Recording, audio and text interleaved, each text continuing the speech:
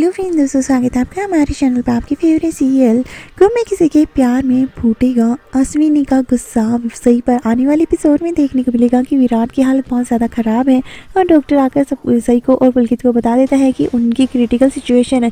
किसी की सही काफ़ी घबरा जाती है और मिलने की जिद करती है, लेकिन डॉक्टर से मिलने नहीं देता।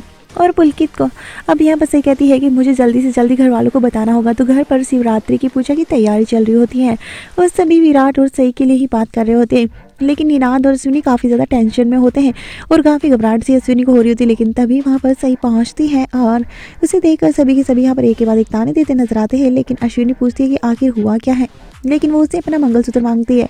वो मंदिर में सब जगह ढूंढ लेती है, लेकिन उसे मंगलसूत्र नहीं मिलता और अश्विनी कहती है कि तुमने गुस्से में कहा कि अब ये मंगलसूत्र और ये सब कुछ वहाँ की निशानी अब किसी और की है, इसीलिए मैंने उसको फेंक दिया।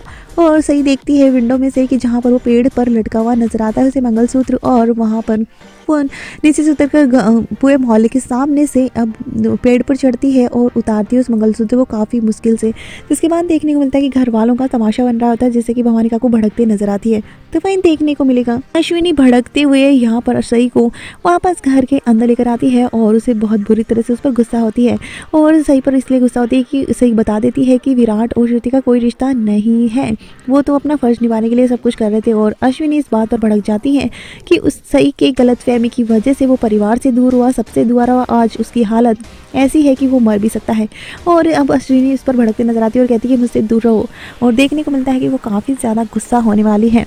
अब देखते हैं कि सही और विराट के बीच में तो गलतफहमी दूर होगी, लेकिन इसी बात पर अब अश्विनी भड़कते नजर आने वाली। अब देखते हैं कि अश्विनी क्या विराट और सही को एक होने देगी या नहीं।